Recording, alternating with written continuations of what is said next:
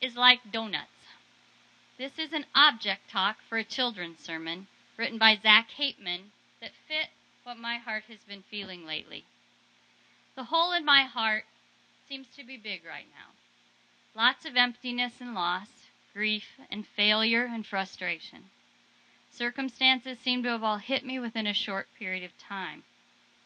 Since July, grief has been kind of playing havoc with my usually positive attitude. I should study this topic more, for I do not like not understanding the ups and downs of grief, the intensity and the instability it plays on my life. I want more control. The person I was the closest to, except for my husband Danny, my mom, Vera Carlson, died 6 years ago today, died 6 years ago, and my dad died 27 years ago, both in November. Those were tough times to walk through, but I thought I did pretty well. Now I want to know, how come, Lord, mourning my father-in-law, especially, and others lately, like Georgia, and the Sherrard student, and, the news of my youngest brother's terminal illness. Seems like I've been hit with a sledgehammer. Grief just seems to be especially difficult and long-lasting this time. Sadness sometimes seems to surround me. There just seems to be so many people hurting. Some of you know also that since the beginning of June, I have been trying to get my school bus driver's license to assure that a school-to-work program that I believe in can continue in the future. I have stayed very upbeat about this, even though it's the first time that I've encountered failure over and over. I failed the basic CDL written test and had to return to Galesburg to retake it. Then I failed part of the school bus written test, and I really studied. Luckily, I retook the test immediately and finally came through with my driving permit. Then I failed the physical. Because I have monovision, my eyes are designed to work together, but for this test I had to have 20/40 vision in both eyes.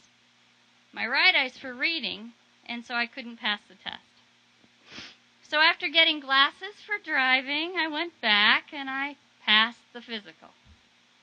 I then took 8 hours of classes on 2 late nights to learn about Illinois school bus driving. And I did pass that 65-question test, but the responsibility of driving a school bus hit me as a result of that class. It was very sobering. I had to make the trip into the Regional Office of Education twice to get fingerprinted because the first time I had the wrong forms. Was or is God trying to tell me something, as one of my girlfriends suggested? And my husband keeps trying to convince me to just give it up. I had been practicing after school with a wonderful trainer, and I'd been doing well. And then Dad died, and I had to stop for a while. And when I started to try again, Mike Hutchins, our transportation director, took me to the state driving course to practice. And then finally, because of fall break, I could schedule the actual driving test with the state 4.5 months after I started this journey. Well, I made it through the pre-trip inspection, which was what I was most worried about. Did you know there's about 150 things you have to check on a bus every morning before you get in it? I made the right turn beautifully without running over the curve, yet I got very close, which is good. I backed up perfectly. I pulled forward and got the front of the bus right between those yellow lines, and then came backing into the dock. When I was 16, the driver's license facility examiner passed me, but told me I really did need to work on backing up. 37.5 years later, it was still my downfall. Just ask Tam. She still has to parallel park for me wherever we go.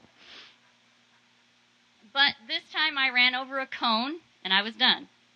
I did not even get to drive out of the parking lot to show the examiner that I knew exactly how to put my hazards on and do what I'm supposed to do at a railroad tracks, and I know how to stop and load and unload children. I failed, and it almost ruined my vacation. I was so disappointed. I wanted to be done and successful, and now I'm waiting to practice more tomorrow and try again. It's It's been a humbling experience. Failure, not something I like very well. I made promises to Wonderful Wednesdays teams to get out of church sponsors for some of the meals, to try and publicize more, to be here every week as a prayer team member. And guilt kind of haunts me because I haven't done those things. I'm very close to a family right now who seems to be falling apart emotionally, mentally, and physically. Trying to support them and be there for them does not seem to be doing any good, and besides the frustration, I am really worried that a disaster is right around the corner, and it just seems so hopeless. I've not been on my knees daily since school started. My work hours have changed, and I can't seem to find my routine. Nor have I been with my accountability partners regularly on Sunday mornings. Has Satan intervened to make me too busy? I do know this lack of commitment is part of my emptiness, and another reason the hole seems big. Yet, I believe in a great and wonderful God who loves me individually and completely. Because I am a Christian, and because I am sure of this book and the God-breathed words in it, I will not be defeated by any of these emotions. Listen to Jesus assure us in the book of Matthew 5, 3 through 16. Here are some of the Beatitudes. Blessed are the poor in spirit, for theirs is the kingdom of heaven. Blessed are those who mourn, for they will be comforted. Blessed are those who hunger and thirst for righteousness, for they will be filled. Blessed are the peacemakers, for they will be called children of God. I also would like you to read with me Psalm number 121. This is from the New Oxford Annotated Version. Please read with me in unison. I lift up my eyes to the hills. From where will my help come? My help comes from the Lord, who made heaven and earth. He will not let your foot be moved. He who keeps you will not slumber. He who keeps Israel will neither slumber nor sleep. The Lord is your keeper. The Lord is your shade at your right hand. The sun shall not strike you by day, nor the moon by night. The Lord will keep you from all evil. He will keep your life. The Lord will keep your going out and your coming in from this time on and forevermore. I like to read historical and biblical study Bibles, but then sometimes for fun and to help clarify, I like to read the Message version. So for emphasis, I'm going to read it again, the Message version. I look up to the mountains. Does my strength come from mountains? No, my strength comes from God who made heaven and earth and mountains. He won't let you stumble. Your guardian God won't fall asleep, not on your life. Israel's guardian will never doze or sleep.